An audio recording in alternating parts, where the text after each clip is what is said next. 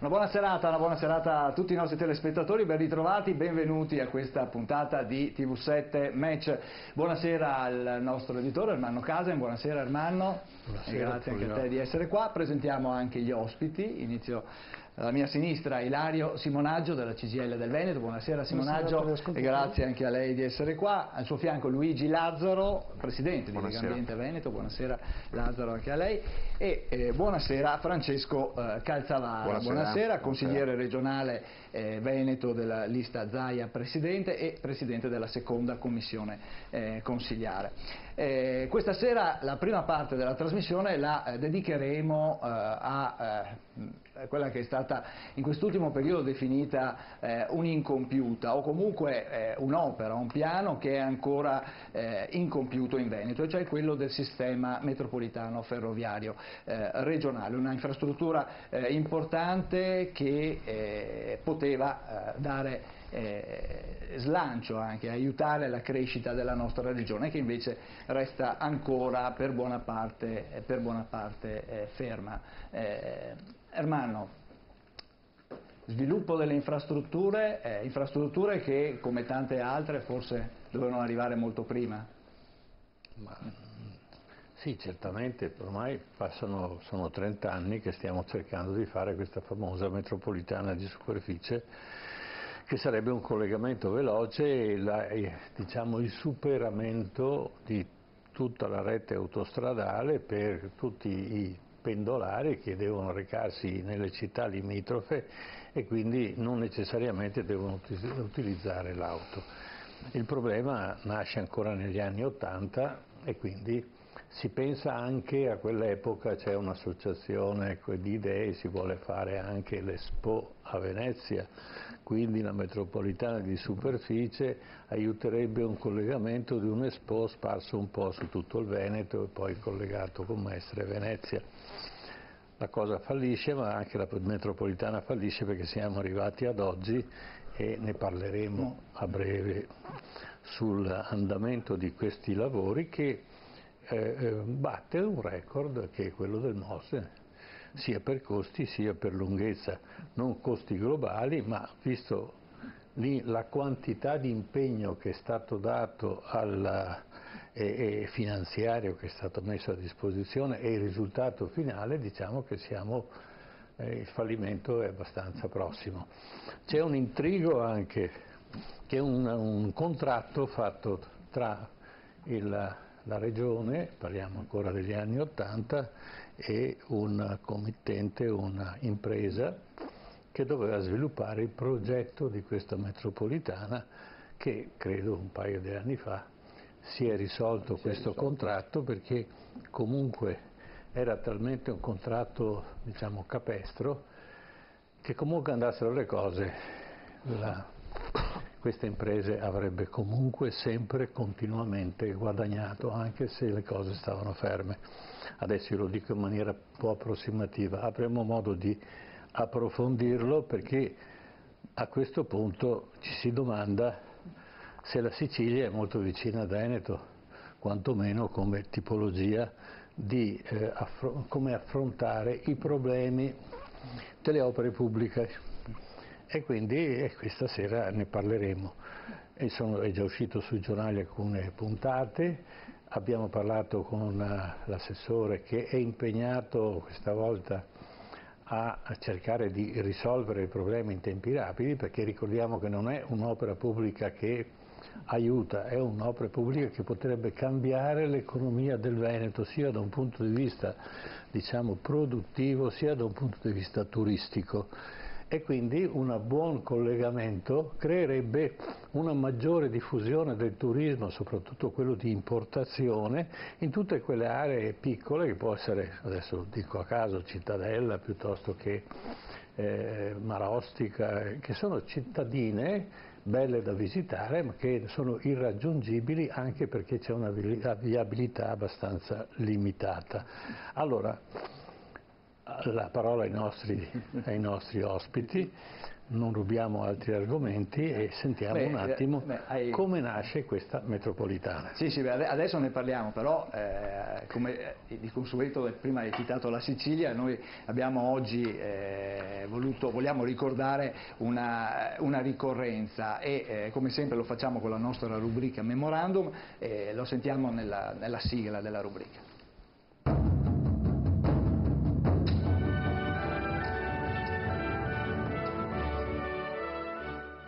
Memorandum, storia e memoria.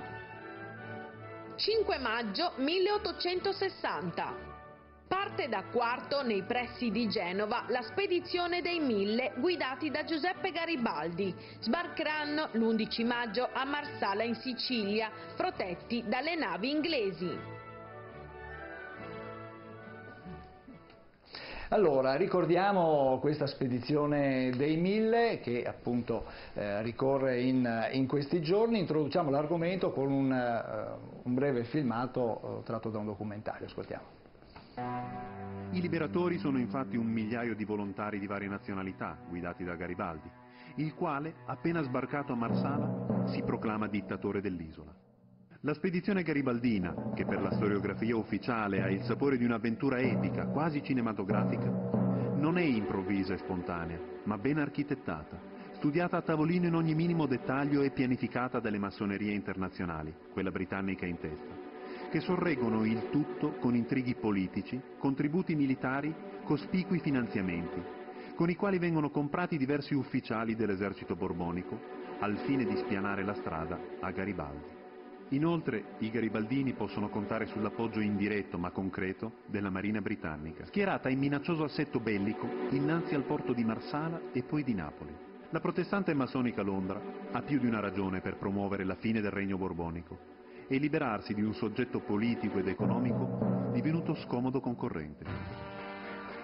Innanzitutto sono gli stretti rapporti tra il Regno delle Due Sicilie e lo Stato Pontificio a generare l'astio inglese, che aveva come priorità politica la cancellazione delle monarchie cattoliche. Inoltre, la flotta navale delle Due Sicilie costituisce un pericolo anche in funzione dell'apertura dei traffici con l'Oriente, tramite il canale di Suez. Il Regno delle Due Sicilie, prima dell'unificazione, possedeva un patrimonio di 443 milioni di lire oro, il più alto fra tutti gli stati preunitari. Ma cosa avvenne dopo?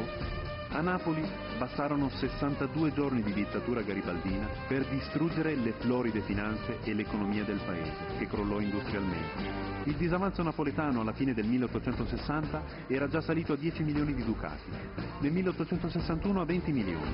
Ben presto gli abitanti del regno toccarono con mano quanto più duro fosse il nuovo regime. Beh, eccoci qua, eccoci rientrati in studio. Allora, una spedizione dei 1000 forse raccontata in questo servizio in maniera un po' diversa. Cosa dice Simonaggio? Sicuramente sì, perché alcune delle notizie che ho sentito parlano di un intrigo internazionale. In realtà l'Italia arriva per ultima a quella che era un anelito di diventare un paese unito, insomma, a distanza che oggi ci separa da quella storia lì, e anche tutta la discussione sul regionalismo, però deve fare i conti, insomma, con il fatto che noi diventiamo una nazione e poi in teoria sull'impero ben ultimi, e anche le politiche colonialistiche, insomma c'è uno spaccato, insomma, in realtà di un paese che intorno al regno di Savoia, insomma, costruisce l'unità della nazione.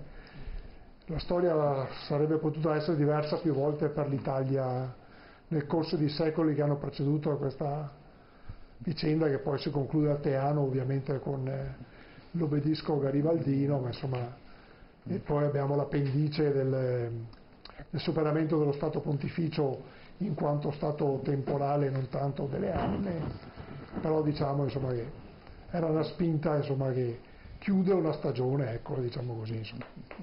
Francesco Calzavara, cosa possiamo dire di questa spedizione e anche di questa una spedizione che viene raccontata, che è stata raccontata anche sì, in al di là di diversi, retroscena, no? che poi nel tempo probabilmente, se si riuscirà a comprendere anche meglio, mi viene in mente la cartina del dopovoto, e quindi siamo rimasti fermi al 1860. Cioè quel voto che al centro-sud ha premiato un tipo di partito e che al centro-nord ne ha premiato un altro, è molto simile alla cartina del 1860 dove c'era effettivamente questo regno delle due Sicilie, ed è curioso vedere quella virtuosità del regno delle due Sicilie che è difficile da comprendere pensando a cos'è oggi la regione Sicilia. E quindi quella figura che in qualche modo è stata evocata prima dall'editore come la regione che viene identificata come lo spreco portato ai massimi livelli nella pubblica amministrazione. Lì al tempo erano riusciti molto probabilmente a gestirla un po' meglio, poi si devono essere distratti nel tempo e oggi si rischia di avere questa Italia che non è, lo si vede dal voto ultimo del 4 marzo, non è un'Italia unita, ma che deve probabilmente, attraverso un percorso diverso al quale io credo molto, che è quello dell'autonomia estesa anche ad alcune regioni del sud, fermo restando quello che la Sicilia ha già, ma che può trovare in alcune regioni del sud un modello nuovo. Io penso che non tutto il sud sia compromesso. Penso che alcune regioni del sud, in particolar modo la Puglia, potrebbe essere l'esempio di una virtuosità dal punto di vista amministrativo che l'autonomia genera in termini di responsabilità, e forse questo percorso potrebbe portarci a un risultato più vero rispetto a quella pseudo unità d'Italia che forse nel 1860 è arrivata. Luigi Lazzaro. Sì, devo dire che io pensavo di aver fatto diversi passi avanti, no? Diciamo, come paese dall'epoca di Garibaldi, però a quanto pare, insomma, qualche passo indietro, o forse vorremmo ancora un po' restare ancorati a un'Italia divisa. Sicuramente ci sono tante cose che ci accomunano con la Sicilia, penso sia una delle regioni più belle d'Italia, diciamo che dal punto di vista naturalistico, ma Veneto e Sicilia sono accomunate anche ad esempio da una grande affluenza turistica, insomma il Veneto è una delle prime regioni d'Italia che accoglie molti turisti, così fa la Sicilia, ed è anche una regione, insomma, come dire, che ha tante difficoltà e alla quale penso sia corretto da un certo punto di vista, penso al tema dei rifiuti come altre questioni ambientali, no? Se poi vado a vedere l'Unità d'Italia sul fronte della solidarietà sui temi ambientali, ha bisogno di una mano, ha bisogno degli stimoli, quindi sicuramente tendere la mano, ma anche portare conoscenza, portare competenze. Ho detto i rifiuti perché ad esempio è una delle grandi eccellenze del Veneto ed è invece una delle grandi carenze della regione Sicilia. Della Sicilia. Certo, certo. Ermanno, cosa diciamo allora di questa abbiamo titolato l'impresa dei 1000, però abbiamo sentito che insomma... Sì, stando ai fatti, perché ogni commento poi viene spontaneo, stando ai fatti, la spedizione dei 1000 viene organizzata in realtà per fare una spedizione a Nizza, perché Garibaldi voleva tornare ad essere, lui è nizzardo, voleva riportare Nizza all'interno del regno sabaudo. Gli viene sconsigliato appunto dalla massoneria inglese, gli dice è tempo sprecato perché non ci arriverai mai, conviene che tu vada in Sicilia. Quindi la rotta è cambiata a 90 gradi. Dalle ultime rilievi sembra che Vittorio Emanuele II abbia firmato cambiali a Rubattino che non si fidava del regno sabaudo perché era in rotta, diciamo, totale finanziaria, e gli vende le due navi, che sono navi a ruota perché all'epoca non c'era ancora l'elica, e con queste navi a ruota, che chiameranno Piemonte e Lombardo, partiranno per la spedizione. Ma prima di partire per la spedizione hanno raccolto, al grido 1 milione di fucili per l'Unità d'Italia, hanno raccolto un po' di fucili, denari sicuramente abbastanza, solo che prima di partire arriva l'esercito sabaudo e li disarma tutti, con l'idea: dovete aspettare, adesso arriveranno, Cavour promette che arrivano i nuovi fucili, quindi potrete andare con capacità di fuoco maggiore, ma parliamo di 1000 persone. Dall'altra parte abbiamo un esercito di migliaia, decine di migliaia di soldati. Alla fine i fucili non arrivano e Garibaldi scrive 1000 cartucce e una baionetta e partono. A bordo c'hanno anche 3 canoncini, ma non gli serviranno a niente. Si fermano a Livorno, a Livorno incontrano un banchiere, perché i banchieri su queste cose sono specialisti, che presterà un po' di soldi e sarà ripagato da Garibaldi quando diventerà imperatore della Sicilia, dittatore della Sicilia, gli darà la prima concessione di costruire una ferrovia da Palermo a Messina, al signor Abrami, che una volta che lui sbarca lo raggiunge immediatamente. Lì c'è anche un altro grande scrittore, quello che ha scritto I Tre Moschettieri, no? Alessandro Dumas, che non si capisce se è andato a fare la spia per i francesi, perché tutta questa operazione è contro i francesi, a favore degli inglesi, perché gli inglesi convincono Garibaldi e gli preparano questa sceneggiata. Perché? Loro avevano la concessione più ricca al mondo di zolfo, e allora lo zolfo equivaleva ad avere petrolio, e quindi possono e pagano. La Sicilia è ricca, i Borboni sono ricchi, il regno delle due Sicilie, c'era lo spread anche allora, emette buoni che abbassano, cioè aumentano il divario tra i buoni del tesoro borbonici e quelli austriaci. Questa era la forza economica di Napoli, del Banco di Napoli, che emetteva denaro ed emetteva. La scena però è molto interessante, perché quando il Piemonte e il Lombardo arrivano a Messina, si avvicina, se vediamo la cartina, sì, se la regina riusciamo a capire qual è il meccanismo. Lì sono presenti, abbiamo tutto il porto ricoperto di bandiere inglesi, abbiamo una cannoniera inglese che è messa attraverso del porto, non si può avvicinare, questa vediamo se riusciamo a ingrandirla un poco. Andiamo. Ancora un po', ancora. Andiamo. Eccola, dai, vai dentro, ecco, ferma. Allora, sotto ci sono le cannoniere borboniche. Quelle evidenziate in giallo. Quelle in giallo.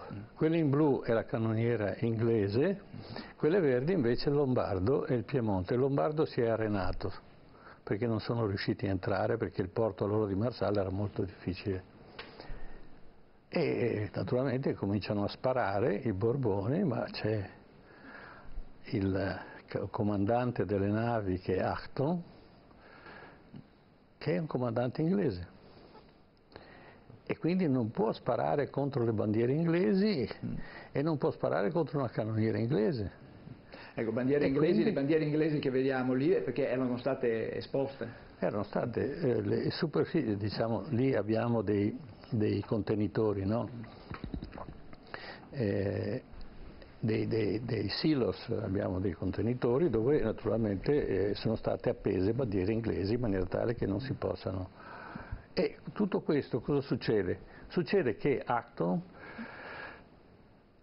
chiede di parlare con l'ammiraglio inglese, monta sulla scialuppa, vanno a prendere il tè nell'altra cannoniera, si mettono d'accordo su come spostare le navi onde evitare traumi di qualche genere, ritorna sulla sua e nel frattempo i garibaldini sono smontati, hanno proseguito la loro strada, però guarda caso c'erano 3.000 truppe scelte inglesi e ungheresi che aspettavano, e saranno quelli che contribuiranno alla prima battaglia, quella del Calatafimi. Ma Calatafimi, il generale viene comprato di peso, gli inglesi lo comprano, Garibaldi non ha soldi sufficienti, ma però quando Garibaldi arriva a Palermo troverà nel Banco di Sicilia, che è la prima cosa che fanno tutti i condottieri quando conquistano una città, troverà la bellezza di, attualizzati a oggi, circa 2 miliardi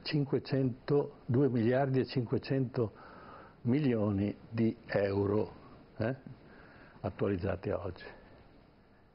E lì il direttore di quella banca diventa il padovano, Ippolito Nievo, e tutti prelevano Nino Bixio parte, riempie le borse e a battaglia dopo battaglia le vince tutte. E lì non c'era denaro frusciante, era denaro sonante, perché una volta si buttava la moneta sulla pietra per sentire se la moneta era buona e suonava bene. E questo è lo sbarco di Marsala. Sicuramente i garibaldini hanno fatto tutto quello che potevano, ma diciamo che la strada fu aperta, e non parliamo tanto di mafia, perché poi alla fine di tutte queste storie la colpa è sempre della mafia, non è che vogliamo alleggerire il peso che già si porta dietro, ma sicuramente il grande impegno era degli inglesi che volevano conservare le concessioni di zolfo, che altrimenti i francesi sarebbero portate via, perché con Francesco II, figlio di Ferdinando II, erano molto inclini verso i francesi e verso il Papa, e quindi gli inglesi erano molto preoccupati. Seconda cosa, la strategia degli inglesi è quella di fare un'Italia che non stesse né dalla parte dei francesi né dalla parte degli austriaci, in maniera tale da poter governare tranquillamente, avere uno Stato debole, e lo è, governare tranquillamente il Mediterraneo. Questa è la strategia degli inglesi. E quindi il risultato lo hanno ottenuto, ma non se ne prendono vanto gli inglesi, lasciano tutto il merito al grande eroe, che sicuramente aveva capacità, diciamo, combattive, ma sicuramente con 1000 persone di quel tipo lì, perché parliamo di Ippolito Nievo, docente, studenti, piuttosto che c'era un avvocato di Padova, ci sono 21 padovani, e 21 padovani, il Veneto non era Italia allora, quindi sono traditori, si aggregano e li portano a Genova, 21 padovani, tra cui anche una donna che si traveste da garibaldino e segue il marito nella grande avventura che vedremo poi. Certo, Simonaggio è una storia un po' diversa da quella che studiamo a scuola, no? Sì, certo, anche perché poi conta molto raccontare storie epiche, quindi è evidente che è indubbio che c'è stato un aiuto che ha consentito almeno nella prima fase, prime battaglie in Sicilia, è indubbio che insomma, la disparità di forze in campo, se non ci fosse stato in qualche modo livelli di complicità nell'esercito borbonico, difficilmente, insomma, 1000 per quanto pieni di passione, ma insomma senza particolari trascorsi militari, Bonaparte non avrebbe retto, insomma, ecco, diciamo così, insomma. Certo, poi diciamo che la geopolitica interveniva anche era presente anche in quei periodi là. Allora, chiudiamo qua questa parte dedicata alla ricorrenza storica, abbiamo accennato a una ferrovia anche siciliana, adesso andiamo un attimo in pubblicità, ritorniamo subito, però qua TV7 Match e iniziamo a parlare invece di quella che è la situazione del trasporto locale su rotaia, in questo caso in Veneto. A tra poco.